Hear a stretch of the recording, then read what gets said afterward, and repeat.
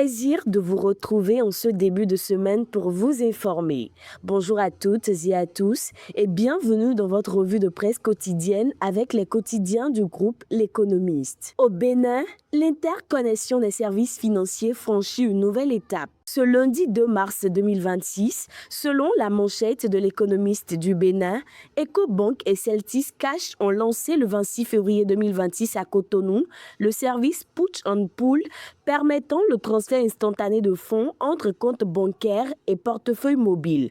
Accessible via l'application WA et le code USSD 88 981 #, cette solution vise à faciliter les transactions quotidiennes, renforcer l'inclusion financière et accompagner la digitalisation de l'économie nationale en cohérence avec la dynamique d'interopérabilité promue dans l'espace de la BCEAO. Dans le secteur agricole, l'Économiste du Bénin met en lumière le partenariat entre le Fonds national de développement agricole et la coopération suisse. Cet appui combine renforcement institutionnel, soutien au guichet d'investissement et expérimentation de l'assurance agricole, à travers des financements structurés, des formations et des projets pilotes dans les filières riz, coton et gros bétail. L'initiative entend faciliter l'accès au crédit, encourager l'investissement privé et soutenir durablement les producteurs, notamment dans les départements du Nord. De son côté, l'Économiste du Togo informe du renforcement du dispositif juridique togolais à travers l'adoption d'une nouvelle loi stratégique. Adoptée définitivement le 27 février 2026 après un parcours parlementaire complet, la loi sur la lutte contre le blanchiment de capitaux et le financement du terrorisme consolide le cadre juridique du Togo.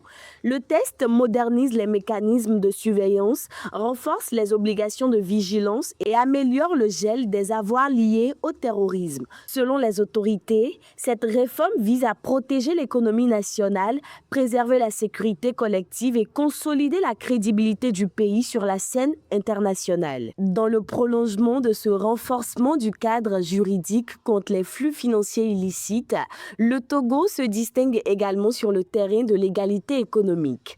Classé deuxième en Afrique avec un score de 79,33 sur 100 dans le rapport Women, Business and Law 2026 de la Banque mondiale, le pays se positionne en tête dans l'espace CEDEAO et UEMOA. Le rapport souligne des scores élevés en matière de rémunération, mariage, actifs et pensions, ainsi que des progrès dans l'application effective des droits, illustrant les réformes engagées pour renforcer l'autonomisation économique des femmes. Au Mali, l'Économiste souligne que le gouvernement a lancé à Bamako les travaux préparatoires du budget 2027.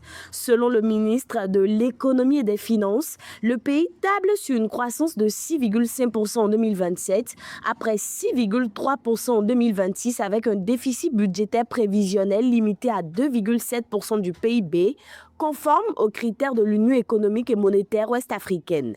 Les autorités mettent en avant l'amélioration du contexte sécuritaire, la progression des recettes fiscales et un cadre macroéconomique stable pour soutenir la relance économique. Au Niger, le quotidien spécialisé souligne une performance fiscale inédite.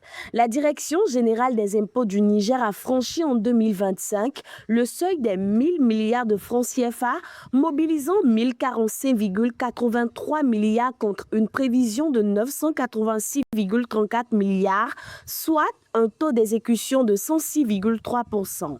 Cette progression de plus de 41% par rapport à 2024 conforte la stratégie de mobilisation des ressources internes et fixe un nouvel objectif de 1100 milliards de francs CFA pour l'exercice en cours. C'est la fin de cette revue de presse. Merci de votre attention et excellente semaine à toutes et à tous.